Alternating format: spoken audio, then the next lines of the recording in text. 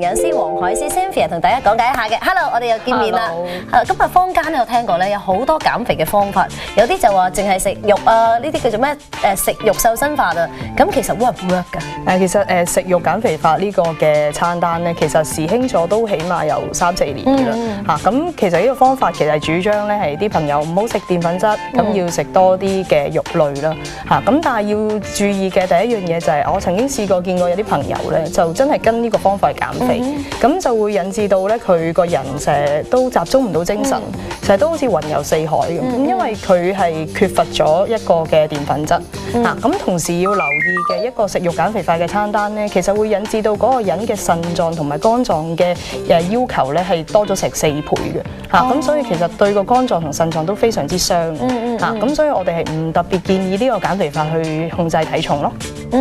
咁佢哋話食肉減肥法係咪即係餐餐淨係食肉，咁菜都唔食咁樣㗎？其實個餐咧只不過係要留意就唔食澱粉質啦，咁但係肉類就大量啦，咁都會有少量嘅蔬菜嘅。咁但係畢竟我哋喺冇咗澱粉質底下咧，個人就好似未叉電咁，冇能量咁就唔係話長遠健康嘅方法。係啊，同埋食肉多都唔好啊，因為阿 Cynthia 都話啦，可能對個肝啊嗰個好 heavy 啦，同埋可能膽固醇會過高。係啊，因為肉類仲有一個問題就係佢裡面都會有好多膽固醇。咁大家都知其實膽固醇對個心臟同血管都唔係咁健康咯。咁所以呢個方法咧一早就俾啲權威性嘅組織咧去禁止㗎啦。哦，咁嗱好啦，唔食肉啦，咁食菜得啦。可能我餐餐食菜，咁樣可唔可以減到肥咧？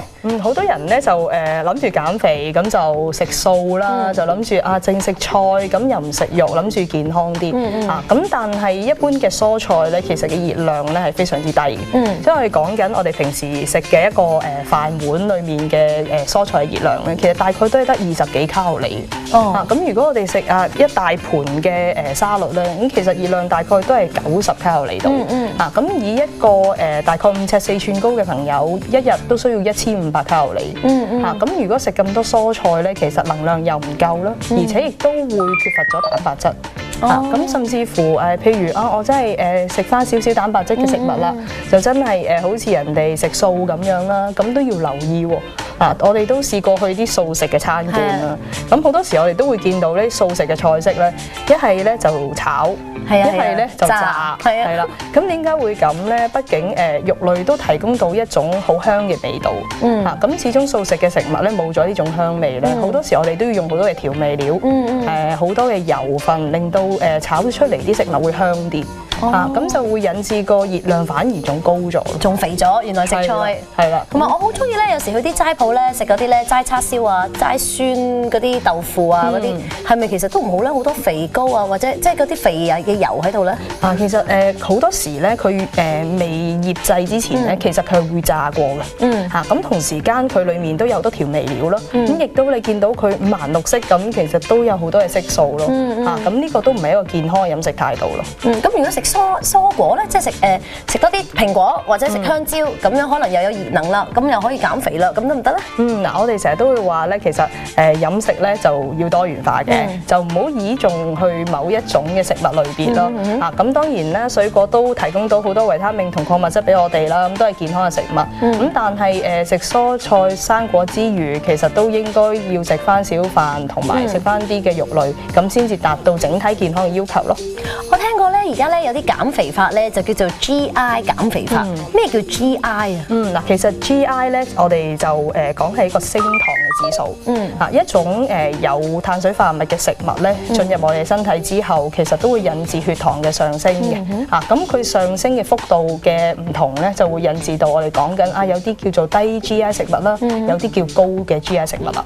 咁 GI 食物呢個減肥法 work 唔 work 嘅咧？其實係點樣做法嘅咧？其實咧綜合翻我哋今日所討論嗰幾種嘅減肥方法啦，譬如有我哋嘅食肉減肥法啦，或者啲生果嘅減肥法啦，相對嚟講咧 GI 呢個控制體重嘅方法咧係比較健康啲。咁點解咧？因為通常一啲嘅低 GI 食物咧，咁佢嘅纖維含量會高，而且咧佢就會提供到我哋減磅人士好需要嘅一個飽肚感咯。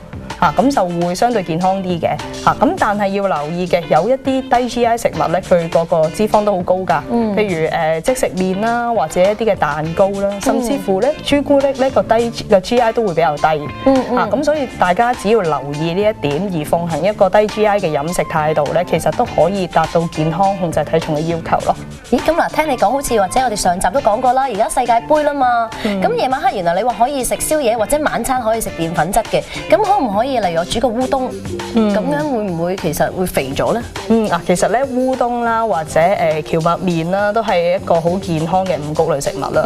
咁如果我哋諗住夜晚食得清淡啲嘅，咁我哋可以用一個好簡單嘅清湯煮一個烏冬或者蕎麥麵啦。裡面可以擺一隻烚嘅雞蛋啦，咁可能有少少嘅肉類，或者簡單啲嘅話可以擺幾條嘅蟹柳，再有少少嘅香菇，咁其實已經一個好香好好味嘅一個晚餐啦。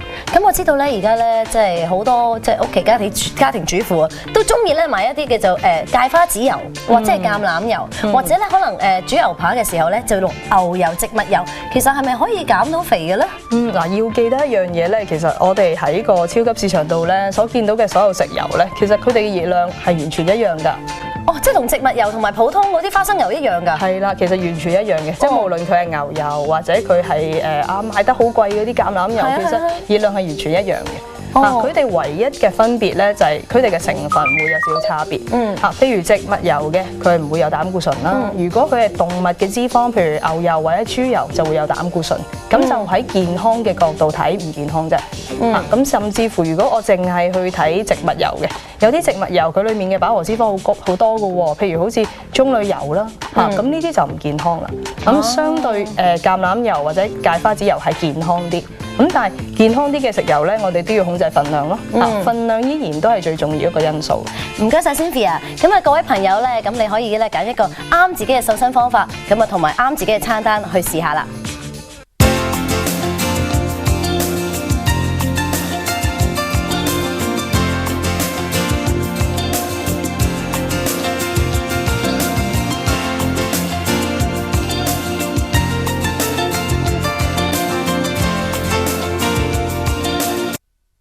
鼎湖山泉生活加油站係由廣東鼎湖山泉有限公司特約播出。